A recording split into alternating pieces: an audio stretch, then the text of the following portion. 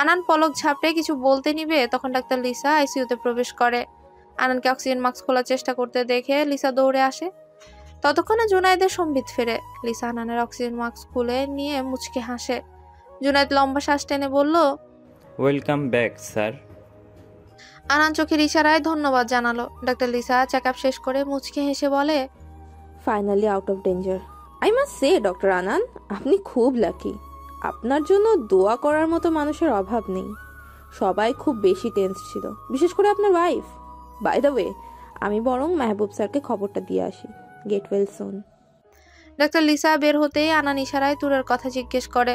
জুনায়েদ প্রথমে না বুঝলেও পরে ঠিকই বুঝে নেয় কার কথা বলছে। জুনায়েদ লম্বা শ্বাস টেনে হাসপাতালের পুরো ঘটনা পুনরাবৃত্তি করলো। আনান বেশ চুপ করে শুনেছে। জুনায়েদ বেরিয়ে বেস্ট 15-এর বাকিদের ইনফর্ম করে দেয়। এর মধ্যে আনানকে কেবিনে শিফট করা হয়। মাহবুব সাহেব আনানকে দেখে গেছেন। সবাই একে একে আনানকে দেখে গেলেও তুর একবারের জন্য এলো না। শাহেদ বেরিয়ে যাওয়ার সময় আনান মুখ ফুটে তুরের কথা জিজ্ঞেস করে। শাহেদ হেসে উঠে বলে, যার কথা বলছেন সে বিগত 1 ঘন্টা যাবৎ কান্না আটকানোর চেষ্টা করছে স্যার।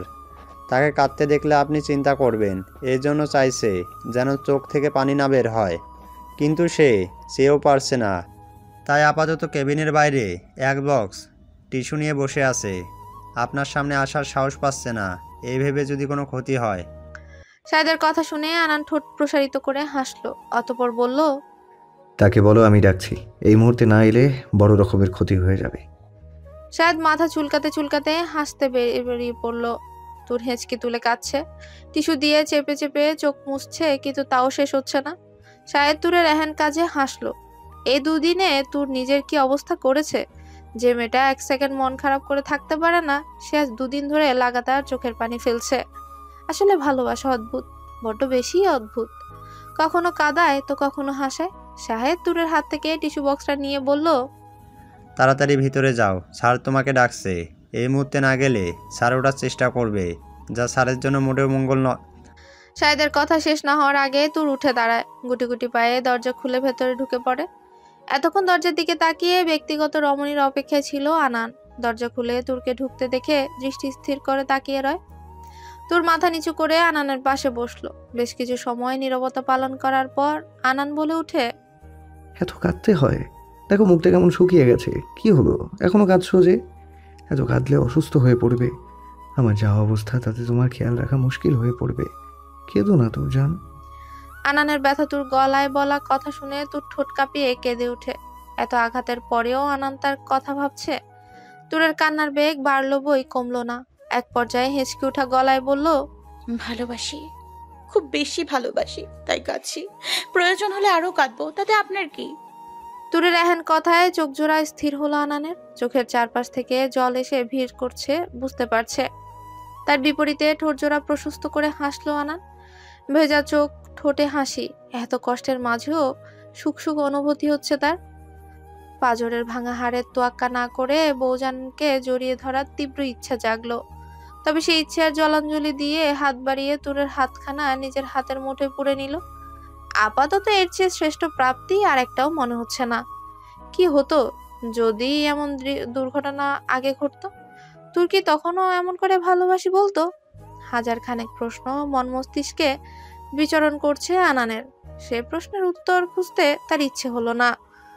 অদ্ভুত সুন্দর অনুভূতি আর একান্ত ব্যক্তিগত রমণীর হাত চেপে ধরে চোখ বুঝলো। এত অসুখেও সুখ খুঁজে গভীর নিন্দ্রায় তলিয়ে গেল। আজ 2 দিন নিহারিকার বাড়িতে থাকছে নুসাইব। ভাই আসাতে নিহারিকার খুশিতে পঞ্চমুখ হলেও নুসাইবের ভাবসাব দেখে খটকা লাগছে তার। এদিকে আদেল কিছু সময় পর পর মামুকে তুরের কথা বলে খোঁচা দিচ্ছে। নুসাইব এতে কিছু না বললেও নিহারিকার ভীষণ ক্ষেপে যায়। শলা এনে আদেলকে ভয় দেখিয়ে তার বাবার কাছে পাঠিয়ে দেয়। তখনও নুসাইব নিশ্চুপ হয়ে আছে। অন্য সময় হলে নিহারিকার হাত থেকে শলা কেড়ে নিয়ে বকাবকি করত, কিন্তু আজ তেমন কিছুই করছে না, বরং ভীষণ অন্যমনস্ক হয়ে বসে আছে। হাত থেকে চায়ের কাপ রেখে ভাইয়ের পাশে বসলো নিহারিকা। নুসাইবের 2 হাত নিজের হাতের মুঠোয় নিয়ে বলল, কি হয়েছে ভাই, তোকে এত উদাস দেখাচ্ছে কেন? বোনের প্রশ্নে মৃদু হাসলো নুসাইব। 2 হাতে নিহারিকার হাত শক্ত করে ধরে বলল, তোদের দেশ ছাড়া ব্যাপারটা কত দূর অব্দি এগোলো। নিহারিকা হাত ঝাড়া দিয়ে বলে, আদেলের বাবা বলছেন ওনার সাথে নিয়ে যেতে, কিন্তু তোকে আর বাবাকে একা রেখে কি করে যায় বল? আমি তো সোজা মানা করে দিয়েছি। নিসাইব তপ্ত নিঃশ্বাস ফেলে বলে, চলে যা, এইখানে কিছুই নেই যার টানে থেকে যাবে। বরং সামনে যে সময়টা আসছে সেটা তুই কিংবা আদেল কারোর জন্য সুখকর নয়। মানে কি বলতে চাইছিস? পাগল হয়েছিস? না, তবে আমার জায়গায় তুই থাকলে সত্যিই পাগল হয়ে যেতি। আল্লাহর দোয়াই লাগে। বোন চলে যা, কারো চিন্তা করিস না। নুসাইবের এমন কথায় ব্যস্ত হয়ে পড়ল নিহারিকা। আশপাশ করতে করতে বলল, কি হয়েছে ভাই, আমাকে বল। আমার আমার গা হাত পা কাঁপছে, বল না কি হয়েছে। নুসাইব লম্বা শ্বাস টেনে ঢোক গিলল। কষ্টগুলো গলায় দলা পাকিয়ে যাচ্ছে। নিহারিকা কাঁদতে কাঁদতে বলল, কি হয়েছে বল না। নুসাইব নিজেকে ধাতস্থ করে শুরু থেকে সবটা বলে। এতে নিহারিকা বিন্দু পরিমাণ বিশ্বাস হয়নি। নিহারিকা নুসাইবকে ধাক্কা মেরে বলল, তোর মাথা খারাপ হয়ে গেছে, তুই পাগল হয়ে গেছিস। কি আবোল তাবোল বলছিস এসব? তুই আমাদের বাবাকে চিনিস না? কি করে বলতে পারলি তুই এসব? যেখানে আমাদের বাবা আমাদের জন্য নিজের জীবনটা নিঃসঙ্গতায় কাটিয়ে দিচ্ছে, সেখানে তুই এইসব কথা কি করে বলতে পারিস বল তুই? নুসাইব সিক্ত চোখে তাকালো। বোনের বলা শেষের কথাগুলো শুনে গা কাঁপিয়ে পাগলের মতো হাসতে লাগলো। চোখ ভর্তি নোনা জল নিয়ে উম্মাদের মতো হাসছে। নিহারিকা অবাক চোখে তাকিয়ে আছে। নুসাইবকে এইভাবে দেখতে ভয়ঙ্কর লাগছে। নুসাইব হাসতে হাসতে কেঁদে উঠল। নিজের চুল নিজে খামছে ধরে বলল, আমি পাগল হয়ে যাব, দেখবি একদিন আমি ঠিকই পাগল হয়ে যাব। নিহারিকা দ্রুত পায়ে নুসাইবের কাছে গিয়ে জড়িয়ে ধরল। ভাইকে এভাবে দেখে নিহারিকার কলিজা কেঁপে উঠছে। নুসাইব ফুপিয়ে ফুপিয়ে কাঁদতে কাঁদতে মোবাইল বের করে নিহারিকার হাতে ধরিয়ে দেয়। নিহারিকা অশ্রুসিক্ত চোখে তাকিয়ে আছে। নুসাইব ভিডিও ক্লিপটা প্লে করে নিহারিকার হাতে দিয়ে কাঁদতে কাঁদতে মেঝেতে বসে পড়ে। নিহারিকার স্তব্ধ হয়ে গেছে, চোখ ভেঙে আসছে তার। পরবর্তী কথাগুলো শুনে মোবাইল রেখে চুপচাপ ভাইয়ের পাশে বসে পড়ল। পুরো শরীর রাগে ঘৃণায় ধরধর করে কাঁপছে, ইচ্ছে করছে চিৎকার করে কাঁদতে। নুসাইব বোনের দু হাত ধরে বলে উঠে, চলে যা না, এইখানে কিছুই নেই বোন, চলে যা। বাঁধ ভাঙলো নিহারিকার। ভাইকে জড়িয়ে ধরে চিৎকার করে কাঁদছে। কেন আমাদের সাথে এমন হয় ভাই? কেন এমন হয়? কি দোষ ছিল আমাদের? নুসাইব নিহারিকাকে জড়িয়ে ধরে কাঁদছে। দুই ভাই বোন কান্নায় চার দেয়াল যেন কেঁপে কেঁপে উঠছে। জানলার পাশ থেকে সরে দাঁড়ায় নিহারিকার স্বামী।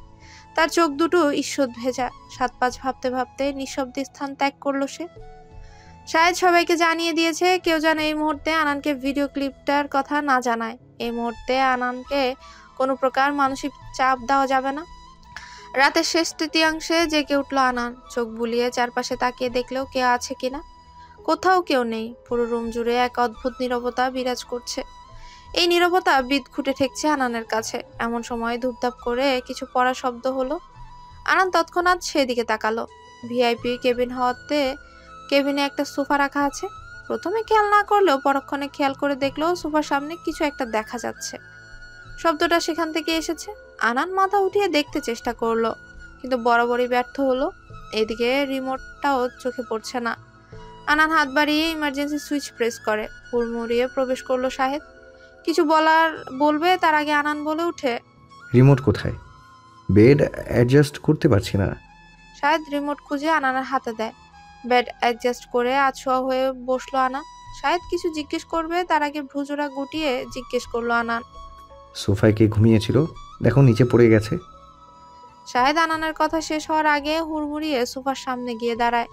সামনে থেকে টেবিল সরিয়ে তুরের মাথার নিচে হাত রাখে। তুর তখনও ঘুমোচ্ছে। আনান গলা খাকিয়ে বলল, কে? শাহেদ ফোঁস করে নিঃশ্বাস ফেলে তুরকে পাজা কোলে তুলে সোফায় শুয়ে দিতে দিতে বলে, আমার বোন। আগে ওর জামাই পাগল ছিল, এখন জামাইয়ের শোকে সে পাগল হয়ে হাসপাতালে পড়ে আছে। শাহেদের কোলে তুরকে দেখে হা হয়ে তাকিয়ে আছে আনান। অবাকতা শেষ সীমানায় পৌঁছে গেছে। সোফায় তুর ছিল। পড়া শব্দটা তাহলে। আনান ব্যস্ত হয়ে পড়ল। ও শিট, শাহেদ দেখো ব্যথা পেয়েছে কিনা। কত জোরে আওয়াজ হয়েছে জানো? কে বলেছে এইখানে থাকতে? তোমার কি মাথা খারাপ? ওকে বাড়ি পাঠালে না কেন? শাহেদ হাত উঠিয়ে বলল, থামুন স্যার, কথা বলবেন না। এত ব্যস্ত হওয়ার প্রয়োজন নেই, আমি বলছি।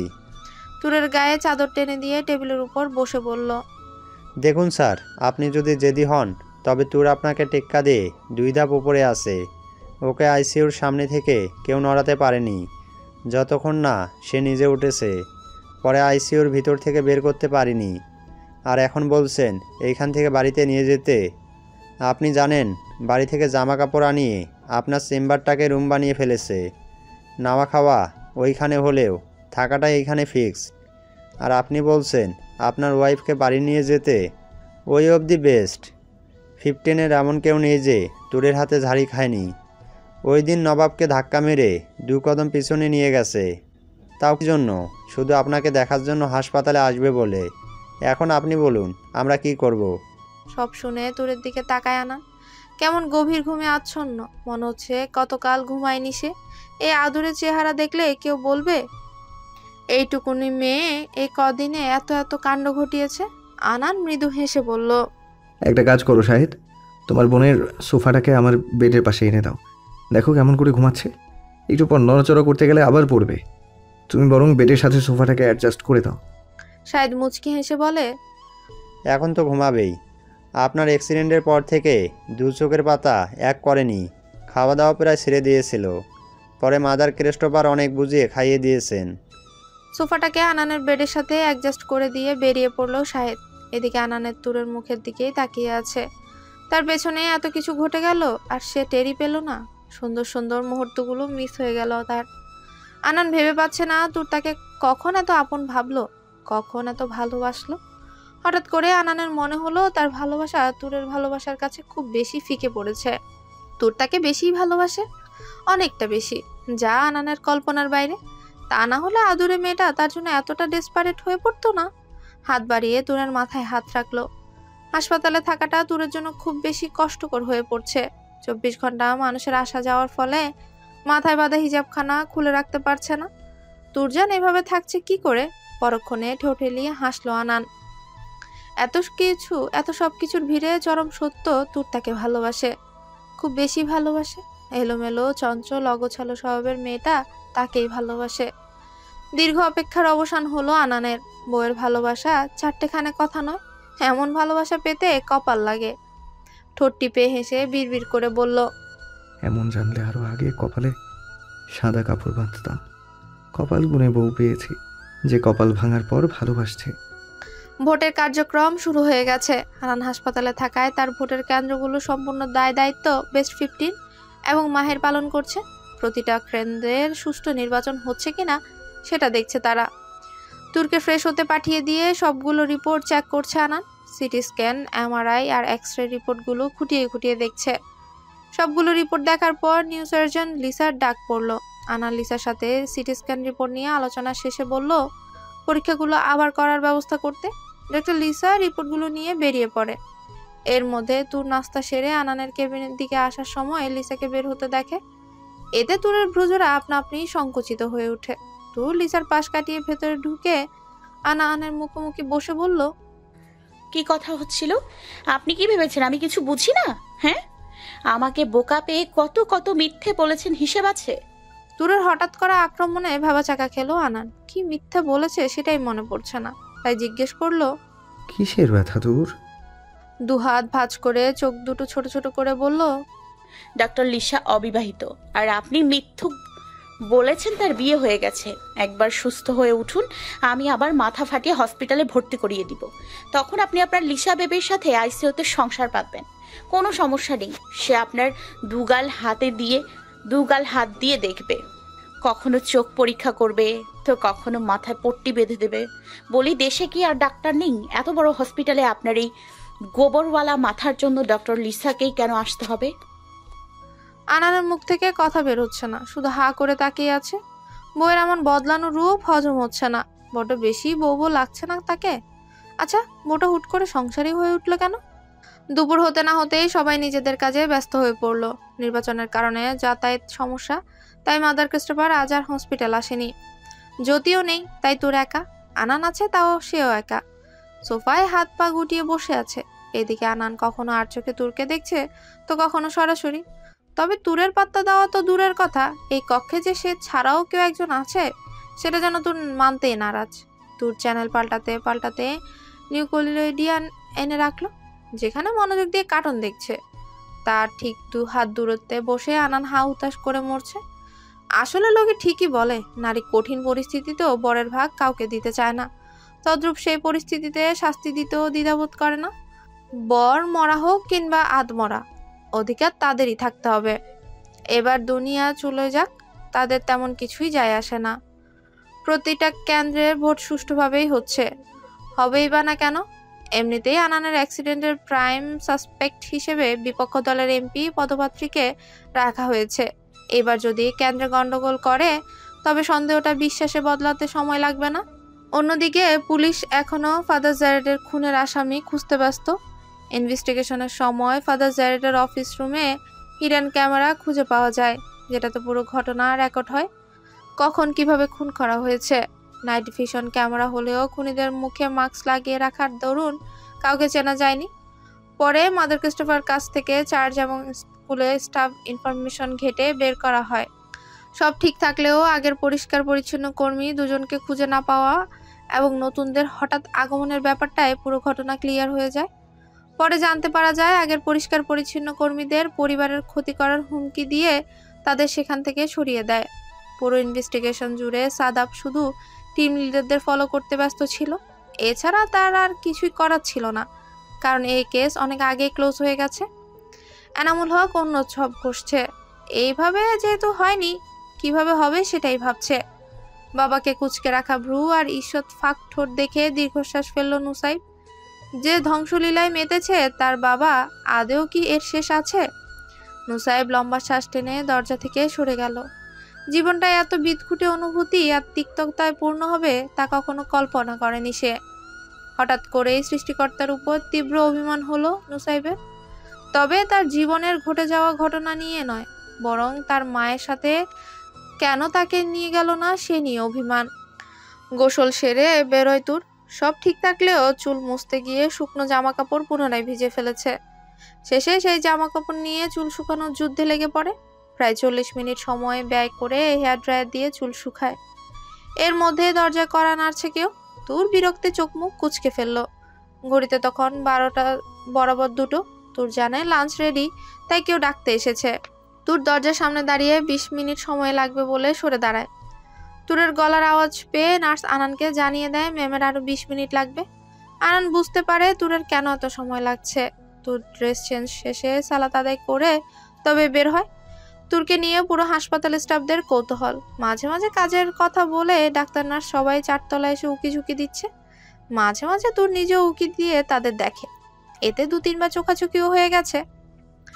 আনানের ক্যাবিনে লাঞ্চ দিয়ে গেছে। তুর বিনা বাক্যে খাওয়া শুরু করে। এতে আনান কিছুটা অবাক হয়। তুর তাকে একবারের জন্য সাধলো না। তুর জেনে বুঝে সাধেনি। প্রথমত তুর রেগে আছে, দ্বিতীয়ত তুর জানে আনানের জন্য এখন সকল প্রকার ঝাল মশলা খাওয়া নিষেধ। একজন নার্স এসে আনানের খাবার দিয়ে যায়। যাওয়ার সময় জিজ্ঞেস করে, স্যার আপনি নিজ হাতে খেতে পারবেন? নার্সের কথা শুনে তুর ফটাফট আনানের দিকে তাকায়। আনান নিজেও তুরের দিকে তাকিয়ে তুরের ভাবভঙ্গি বোঝার চেষ্টা করছে। বইয়ের তাকানোর ধরন দেখে আনান মুচকি হেসে বলল, নো নিড। নার্স যাওয়ার পরপরই তুর বাজ খাই গলায় বলল, তা কেন হতে যাবে? দিন খাইয়ে দেখ। মাথার সাথে তো হাতটাও গেছে নাকি? তুরের কথায় মুখ টিপে হাসলো আনান। বেডে মাথা এলিয়ে দিয়ে বলল, বউ থাকতে অন্য কেউ কেন? মাথা গেলেও আমি তার, হাত গেলেও আমি তার, তাই খাইয়ে দেওয়ার দায়িত্বটাও তার। খাওয়া শেষ করে তাড়াতাড়ি এসো, ভুলে যেও না আমি অসুস্থ আর তুমি বউ। আনানের বলা কথায় তুরের মুখ থেকে রাগের ভাবটা কেটে গেছে। তুর তাড়াতাড়ি করে খাওয়া শেষ করে আনানের পাশে বসে তাকে খাইয়ে দেয়। আনান জানে তুরের রাগ কিংবা অভিমান কোনোটাই দীর্ঘস্থায়ী নয়। হুট করে রেগে গেলেও সে রাগ উড়ে যেতে সময় লাগে না। সকাল থেকে আনানের সাথে মুখ ভার করে থাকলেও এখন দিব্যি গল্প জুড়ে দিয়েছে। আনান চুপচাপ তুরের সেসব ভাবান্তর গল্প শুনছে আর হাসছে।